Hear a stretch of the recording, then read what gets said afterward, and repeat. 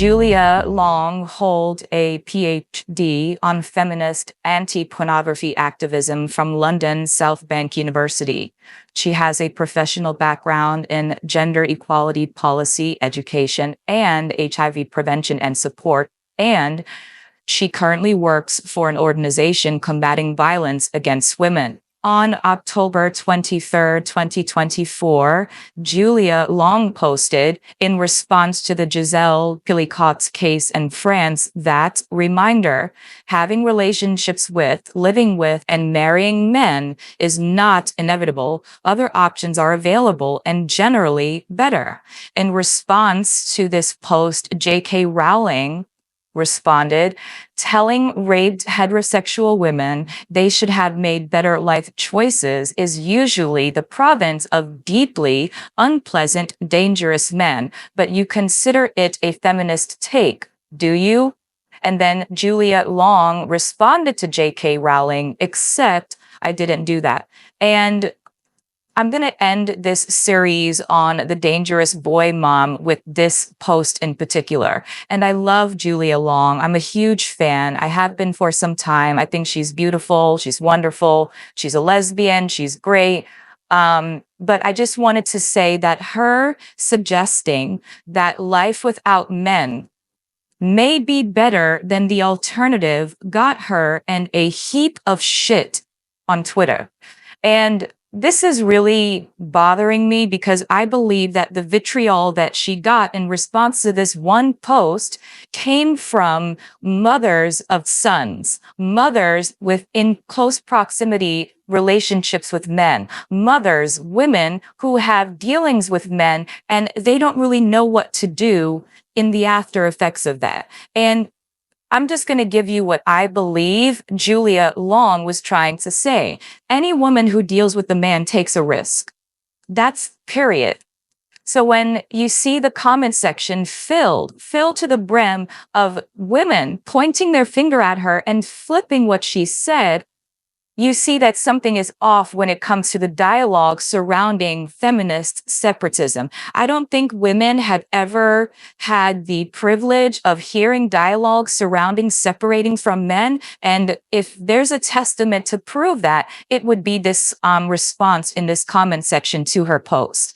Every single woman in that post, well, the majority of women in that post are simply stating, you're blaming Giselle for what happened to her because she got married with a man. You're blaming Giselle for this crime that her husband committed. And that's not what Julia was saying. If anything, Julia was saying that no, at the end of the day, when you do deal with men, you don't know the outcome of that relationship. And all women do. And the reason why Giselle's case is so significant is because this is a woman who has been married or who was married, to a man for 3 fucking decades. 30 years. She gave this man 2 children. She spent 30 years of her life married to him, and look at what he did to her. Drugged her, had countless men come in and rape her, and on top of it, when the poor woman came down with STDs, her husband blamed her for cheating on him. This man is diabolical, as are all men when they do not get something directly from you. So the comment section is also filled with women who are screaming, I have a good husband. I have a good son. I have a good relationship with men. Yeah, but the men who lined up to rape that woman in France were also the friends and sons and brothers and fathers of women. That's the point. The point is not saying that, these men, what they did is what all men are going to do. No, but there's a fucking possibility. And that also needs to be examined because all of the women in the comment section responding to Long insisted that no, all men are not that. And then when you further press them, or some of the questions that I went back and forth with, because I was going back and forth in the comment section defending what Julia wrote. I don't think what she wrote was wrong. I don't think it was wrong at all. And she will never hear this video. I'll post it and I'll send it to her. She may not, she may listen to it, she may fucking not. But I don't think what she said was wrong. I don't think what she said was wrong. And if anything, I think what she said is very important because women know that the kindness that you get from a man or the niceness that you get from a man is all based on how you are dealing with that man. Do you understand what I'm saying? And in some cases, not. So when women scream that, oh, this man is wonderful to me and this man is great to me. Yeah, but he's great to you because of your performance and how you are in a relationship with him. He's not nice to you or kind to you for no reason. He's not. Usually, when men are in good dealings with women, it's because women are acting fucking accordingly. You're acting accordingly. You're either sucking, you're either cleaning, you're either cooking, you're doing everything that you need to do and you're doing it on time. The minute you step out of that, the minute you decide, well, I don't want to do this anymore. The minute you say, well, this person is abusive and I want to file for divorce. I want to file for custody. I want to get child support. This is when men lose their shit. And this is the risk that women take when they do deal with men. And the issue that I'm having with boy moms is because they can't see that. They cannot see that their precious sons that they're raising, usually a lot of the times, grow up to be trash men. And they don't see that their sons are trash because their sons are not trash to them. Their sons are trash to other women. And boy moms can't separate it. If anything, you see a lot of boy moms defending their sons and saying that I did the first video about the war against registry, where all of these boy moms got together and they want to get rid of the sex registry in the United States, the sex offender registry in the United States. And their rationale for ganging up and doing that is, well, my poor son, after he committed this crime, he can't get a job. And this is not fair. You have him on this registry and everyone knows that he's an offender. Yeah, because he did a crime. He hurt someone, but they can't see past the love that they have for their sons. And this is what I talk about when I talk about women and their proximity to patriarchy. They love their sons because of that proximity, right? And that's just what I believe. But I want to give Julia, a voice to her posts. Also, I wanted to just add this, that I don't like J.K. Rowling's response. And I don't like J.K. Rowling's response, not because I don't like J.K. Rowling. I think she's great. But I think when very popular celebrities jump on something or come with their thought wave on a particular topic, they usher in other people to kind of chic behind that thought pattern. So, and J.K. Rowling is a billionaire. Let's be fucking serious. The men in her life are not treating her like average women are being treated in the street. If she does have a man right now, I'm sure he's in good form. He's tight. He's tightened up. Right? So when J.K. Rowling speaks of her situations with men, it's not what it was when she was broke, because it's money changes things. Popularity changes things. Fame changes things. And a lot of people, to keep that close proximity to that rich person, that famous person, that powerful person, will act accordingly. In the Black community, we call these yes men, right? This is why you had instances where R. Kelly and Diddy were able to get away with atrocious crimes against girls and women because everyone around them wanted to be in close proximity to money and close proximity to power. So when J.K. Rowling kind of, I don't want to say attacked, but when she kind of nudged back at Julia Long's post, it really pissed me off, because everyone after that also didn't critically think what Julia Long was saying. They just agreed with Rowling. And that's a kick in the teeth, because it looks like Julia has this stance of, I'm blaming Giselle for what happened to her, and this is how I'm doing it. And everyone missed the point of the post, which is, you don't have to live and die before a man.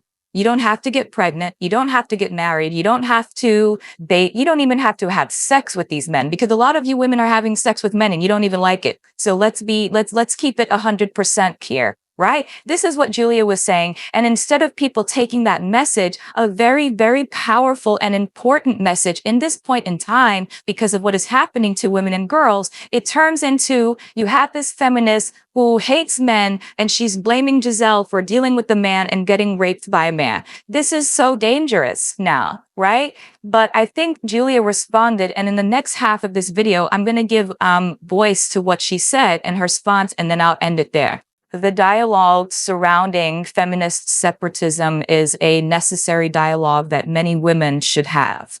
All of the women in West 4B right now have separated from men and have been separated from men for years. They just were not calling it 4B. 4B gave us a title to what a lot of women were doing. And I'm not talking about lesbians, because that's another thing that was in Julia Long's comment section, that Julia Long is a lesbian, she's a feminist, and she wants all women to be lesbians. No. I don't want all women to be lesbians, and I'm sure Julia Long doesn't want all women to be lesbians either. I don't believe that straight women should date women if they are not sexually attracted to them, but let's put things into perspective here. Straight women are attracted to men, and many of them have no idea why. They have no idea why, but they will sit in a comment section for 6 days and defend men like nobody's business. And this is what I say, a lot of those women are mothers to sons, because these women were going on and on and on about the greatness of men. And then when you kind of sit back and you really do speak to them, all of them complain about the men in their lives. A lot of the times, even married women. And I always say this as well, even with West 4B, we had this group, and the group, more married women wanted to be a part of West 4B than single women who are attracted to men. Why is that?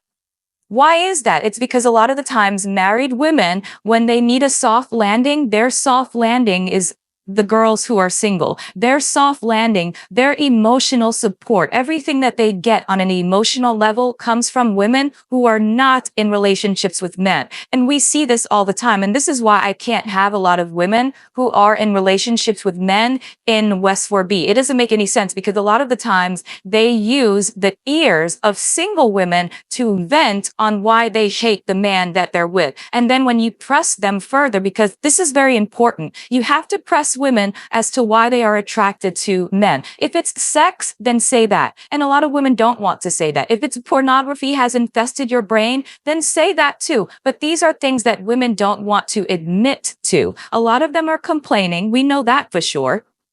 A lot of them are saying that they're not happy, they're not satisfied, they would rather choose the bear. Can you imagine? We just had this whole thing that went viral this year on women picking grizzly bears over men. But in the same breath, they would come under a feminist post and say, oh, not all men are bad. Sister, if men are not all bad, where is your good man then?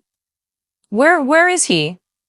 Yeah, and they can't tell you shit about that. And this is the issue that I'm having. Straight women defend men, and the straight women who defend men, a lot of them, again, are mothers to sons. And they have to, in my opinion, convince other women that men are good so that these women can take their sons off of their hands. This is why when West 4B was first attacked and I was doxxed and I was canceled, I was only canceled by boy moms. I was canceled by married women. I was canceled by women who were in relationships with men. Every other woman kind of didn't really give a shit. But the boy mom, she is desperate to get her son to the hand of another woman to give her a break. And this is the reason why I feel that so many boy moms, again, and so many women who are in relationships with men, again, want for other women to join them in the misery. They want to have company in what we call the fuck shit, right? Because we see that women are choosing the bear. We see that women are going out of their way to say that men are trash and men are garbage. But yet, when it comes to other women telling them what to do and what actions that they should take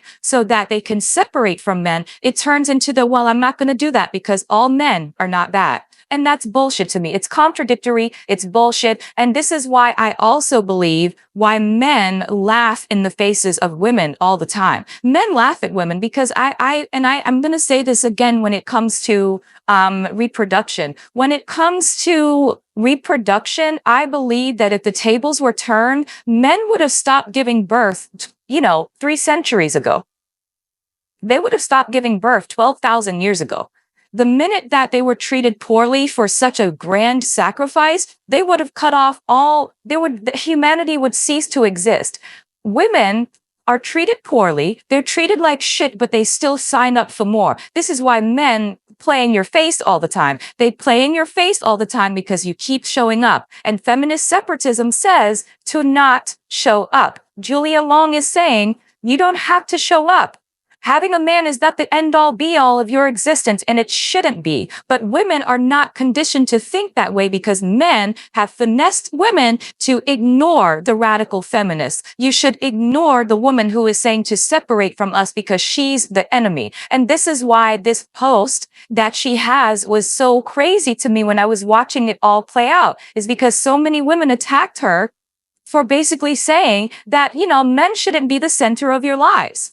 They shouldn't be. And I think she was also attacked because she has the adult human female. She's gender critical as well. And I think the gender critical people kind of, snuck in there with the J.K. Rowling and also poured on more vitriol under her posts to make her look like shit. Because that's another wave too. Once you are a gender critical, radical feminist lesbian, they're going to put you on a pot and cook you thoroughly, right? And this is what they did to her. Men do not like it when women have dialogue without them, especially dialogue surrounding being separate from them. They don't like that shit at all. And this is why a lot of them are putting on dresses. They want to be in your space. They want to be up in what you have going on, because this is a point of survival right now for men.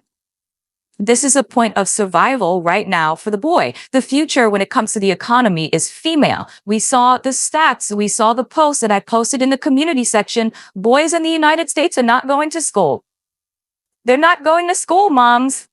Your boy child is not going to school. He's not getting an education. He's not going out and working. He's not trying to buy a house. And the reason for that is because with the average salary, he feels that he can't get laid. So if he can't get laid with getting a regular 9-to-5 job, he's given up hope. So when it comes to the economy, women are the ones going out there making money. Women are the ones graduating from colleges. Women are the ones opening small businesses, because women can't afford to starve. You can't afford to starve when you have children relying on you. And this is something that men will never get, because again, men, I said this before, they spend the majority of their time talking about the spirit, talking about nonsense, talking about God, the soul, bullshit, things that are not based in our reality. Women exist in reality because we are vulnerable. When you are more vulnerable, you exist where you have to exist. You can't think about the other shit because you're just trying to make it from Monday to Friday, right? And this is something that boy moms and men don't get. So I'm going to finish this reading what Julia wrote, and it's pretty long, but I think it's necessary, and that will end the series on the dangerous boy mom. There is a lesbian erasure going on in the United States. So I think it's very important to listen to lesbians speak. We see gay men speaking all over the place, right? They speak all over the place. When it comes to the trans-identified male, they kind of sat together with other men. Both of those groups, they have no idea what a woman is. Unless it's time for them to purchase a baby, then magically they know what a woman is, right? But for the most part, we need to listen to what lesbians are saying, because a lot of the times I feel what lesbians say, no one really pays attention to until the shit happens, and then everyone is stealing her talking points. Similar to Matt Walsh and him basically saying that, well, gender critical, gender ideology is a problem. Yeah, Matt Walsh heard lesbians say this shit, 5 years ago, and no one paid attention to the radical lesbian. No one paid attention to the radical feminist. Similar to, I said in my community section, these content creators who have these decentering men talking points. Those talking points are stolen from the radical feminists. The radical feminist has been saying since 1978 that women should separate from men. Women should decenter men. Women should question pornography. Women should question things that are happening to them. Women should question surrogacy. And no one listened to her. Right? Then a man says it, and magically it's gone viral all over Twitter. It's bullshit, but let's listen to what Julia Long has to say. And this is what she says. This is really long, so bear with me. Julia Long writes, and she wrote this response on October 26, 2024. And this is after she was, set on fire on Twitter. And I think it was because of J.K. Rowling's response that kind of set it off. And I also believe that there was an article, some trash article written about her, kind of saying that it's Giselle's fault for what happened to her because Giselle chose the man. And if she didn't choose a man, this would never happen to her. If that's what it is, it's true. What if Giselle was a lesbian? Not to say that she is, but what if 20, 30 years ago, she was with a woman? She would have never been drugged the way she was drugged by her husband. So that's the dialogue here. Dealing with men is a risk. You take a risk when you deal with the man in any capacity, whether it be dating him, having sex with him, having his child, marrying him. It's a risk to your life. And I spoke about that in the other video. But she says now that the dust has settled and things have calmed down a bit, I do want to say a few things about my post the other day and what impelled me to write it. As we all have, I have been following the case in France with horror, verging on incredulity at what this man and all these many men did to Giselle Pellicot. I'm sorry if I'm mispronouncing her last name. I hate even referring to her using that rapist surname, but to just say Giselle sounds over familiar and disrespectful. I haven't been on X that much lately and haven't posted much recently, but when I read the article that I shared, I was like all of us. I'm sure, filled with rage and sorrow at what this woman had to endure, along with admiration for her courage and especially the sheer succulent brilliance of her determination that shame must change sides. I guess for all of that rage and sorrow takes different forms. For me, I have spent many years now hearing and reading about men's unceasing and often unimaginable sadistic violence against women. At one point for a conference on Andrew Dorkin, I even read a bit of Deschade. I couldn't continue, and even now, the little that I did read sticks in my mind with an unbearable sadness that a man could imagine torturing women like that. Anyway, in the past, however, many years, I have listened to women talk about how pornography has impacted their lives. I have read hundreds of reports of men killing their wives, their partners,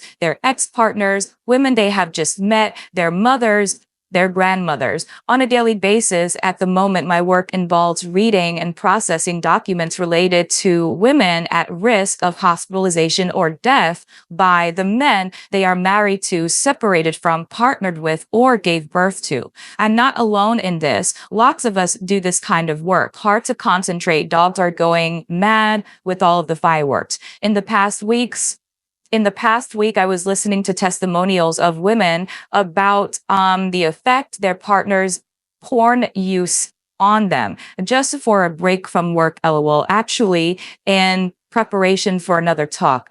Anyway, it's all pretty gut-wrenching stuff. By the time I read the article about Giselle Pellicot, I was thoroughly heartsick with it all. One of the things that strikes me in all the many articles I've read in the media and discussions I've listened to in work, at conferences, etc., is how it is just presumed to be inevitable that women will have relationships with men and live with men no matter how appalling men treat us. This is so important. I can't believe what happened to her, but I'll continue. She also writes, this is number 10. She said, all these other remedies are suggested, but what to me is the most obvious one is not only never mentioned, it is completely taboo. When I worked on a research project documenting men's violence against women, and said that I thought a desirable outcome for project would be fewer women living with men, it was met with rigorous grins and uncomfortable silence. And when I was out of the room, lots of concern that such a project shouldn't be, or couldn't be, seen to be endorsing things like that. So it strikes me that when we think about men's violence against women, this is number 11, women are talking about a few narrow, defined and predetermined and approved options as to how we respond to it. The sets of recommendations you see at the end of reports, none of which, frankly, I feel amount to anything much in the face of what we're talking about. Gosh, this is all a bit of a stream of consciousness and far longer than I intend. I'll try and wrap up. Anyway, it strikes me that we live in a very socially conservative times, where some of the most important insights of the women's liberation movement have been lost. This is number 13. Number 14, she writes, I have been fortunate enough to know and learn from women who are very much involved in the WLM and to have read books written by women, lesbian feminists, which has exposed me to so many ideas and possibilities. To me, it is urgent that I share some of those insights because I absolutely believe that they are our only hope to transform our own lives and the lives of the women around us. I don't do this enough and I am frustrated by this, but when I read the article about Giselle Pellicot, my impulse was to shout out to other women. And she writes, and I know that's number 15. Number 16, she writes, she continues, there are so many women trapped in awful situations with men, not even those that would be recognized as abusive, but just where they are not seen, valued, and loved. To shout out to those women, you don't have to stay there, you can get out. It was in a clumsy and inarticulate way, no doubt, as has been relentlessly fed back to me by strangers on the internet, an attempt at starting the kids. I think of conversations that I've been fortunate enough to have benefited from and that have transformed my life in important ways. An attempt to, this is number 17, expand the conversation to include the things that I think are most important. Anyway, that was what impelled my comment. As I've already said, it was directed at any woman reading who might appreciate that kind of reminder. It did not in a million years occur to me that anyone would think that I was directing it at Giselle Pellicot. The only message any of us would send to her is one of absolute support and admiration. And similarly, it didn't cross my mind for a second that it could be constructed as victim blaming. As I have said, there isn't a woman on the planet, and I would hope not a man either, who would blame or who could blame a woman for being repeatedly raped while unconscious. The idea is just absurd. Apart from hideously offensive. No doubt there will still be plenty who still disagree with me and who will dismiss these comments for whatever reason. Fine. But for the person who knows the motivation behind my post, is me, and I am completely at peace with myself about what that motivation was. I'd like to say how very glad I am to see some of the thoughtful comments and insightful posts that have emerged in the wake of all this. And if I have helped start some important conversations or reflections for anyone, that I am really pleased. There are some wonderful women on here and I learned so much from you. Thank you. Finally, I would just like to say that if you have a big account with 14 million followers, then if you come and comment on someone's thread and frame their post in a very bad light, no doubt for very genuine reasons, because you believe they have done something terrible and you feel angry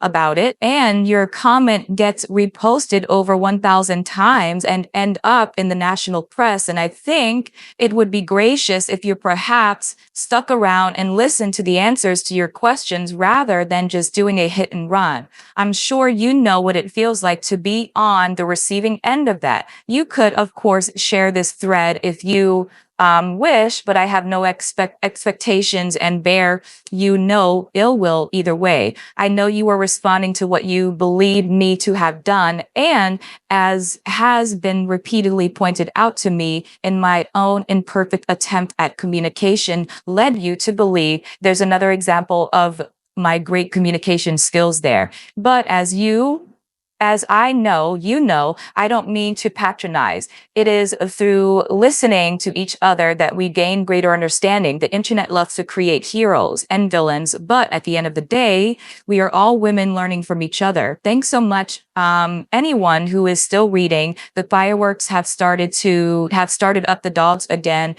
Have started up again. The dogs are barking again, and I'm going to put my phone down and get on with my evening. And then she put like a heart to all. So my response to that, one, I think what J.K. Rowling did is kind of messed up. I do agree that you shouldn't just hit and run on shit because you have a following where, people are ready to, knock someone's head clear off of their shoulders if you so happen to disagree with them. I think that if J.K. Rowling wanted to kind of start the dialogue surrounding feminist separatism, it would be good if she reposted this thread. Also, I believe that when it comes to Julia Long's delivery of the message, I don't believe that it was harsh. I don't believe that it was not communicated effectively. I don't believe that what she said had any implications of her blaming Giselle Pellicot for what happened to her. I don't get that. And I think that people jumped on that because of J.K. Rowling and that insinuation. I think that what J.K. Rowling did was kind of stifle the dialogue surrounding feminist separatism for whatever reason. And we see that as well. Women who are in relationships with men do not like the idea of feminist separatism. And I think they don't like the idea of feminist separatism because a lot of the times these women who are in relationships with men do not want to be left alone with these men. They need a community of women to kind of fall back on. They need a community of women to get their emotional, needs met, right? And I think that when you do see a lot of women who are in relationships with men and they encourage you to be in relationships with men, a lot of the times they're not even happy, but they just want the company. The old saying, misery loves company. And I think a lot of the times now we are living in an age where 4B is out there. What the women in Korea are doing is out there. West 4B is out there, and a lot of women in relationships with men are losing the ability to brag to another woman that they have a man. Having a man now is not what it was 50 years ago. Having a man now for a lot of women is a fucking burden. And many women are seeing that there's peace in not having a man. And we don't want the problems that many women in relationships with men have. Many married women, they have issues that single women are like, oh my goodness, thank goodness I don't have to deal with that bullshit anymore. And I don't think that women in relationships like the fact that they are not on the side where they can brag anymore. Married women can no longer brag that they have a husband because a lot of the times their husbands are in someone's DMs. Their husbands are trying to get laid by all of the single girlies. So there's no more bragging and having a man anymore. And this is the issue that I think is the real, the belly of this. The belly of this is that women in relationships and women who are in close proximity to men can no longer brag that they have a man. If anything, we feel sorry for them now because who wants that type of headache? A lot of the times when women are in relationships with men, when you speak to them further, many of them don't want to be there, but they are there because, well, I can post him on social media. I can pretend that she's this good guy. There's no good guys, but I have one. And then the situation, you always see it fall apart. There was a man recently on X who put his wife in a blender. He killed her, cut her body up, cut her womb out, and then put the rest of her body in a blender, right? But on her social media, all you see is wedding photos. All you see is her bragging that her husband is spectacular. And look at what he did to her. So married women, in this instance, when it comes to feminist separatism, they're in a pickle with their husbands because now that they brag about their husbands, we see that many of these husbands are not even happy with them. We see all the videos on TikTok where the husbands, they come home and they're basically breeding furniture. The sons, they come home and it's more breeding furniture, right? They don't interact with the family. They have these man caves. They go off. These men don't even want to be there. But here women are screaming at you that, oh no, you need to have a man and you can make it work. If you could make it work, then it would work. It's not working. The reason why in the United States, the divorce rate is what, 64% now? The divorce rate is 64% and people in the United States don't even make it past 7 years being married. Why is that so? Why is that so? It's because there's an issue with men and their expectations of women. And women, they don't know how to verbalize that. And another thing, and this will be my last point, I also believe that this belief that women need men is also on some religious bullshit too. a lot of the times when you do speak to women who believe that you can't live life without men, many of them are in some God, Abrahamic, patriarchal, religious bullshit. Many of them believe that, well, God is a man. I have a man. Men are good. Jesus was a man. He died for my sins. So men are great. There's no problems with men. So when you do see women and they kind of clam up to not having a man in their life, a lot of the times they believe in one of those religions. They believe in Islam. They believe in Christianity. They believe in some religion that a man put that he is the center of, and this is what they subscribe to, and this is what they believe. I don't think that Julia Long's delivery was harsh. I believe that women have heard worse from men in regards to what they think women should do. Men have told women to do everything but go drop dead. No, they do tell them to go drop dead, and women don't have an issue with it. But another lesbian says that, you don't have to, men are not the end all be all, and this is a harsh take for women to digest. Get the fuck out of here with that noise. If J.K. Rowling posted the same shit that Julia posted regarding separating from men, there would be a political party right now with women signing up to leave men and go fly to another fucking island, okay? This is noise. This is bullshit. This is, again, lesbian erasure, the hate of women, this belief that women cannot separate from men because God doesn't want it to be so. But let me know what you think. Get into the comment section. Yeah, that's it. Yeah.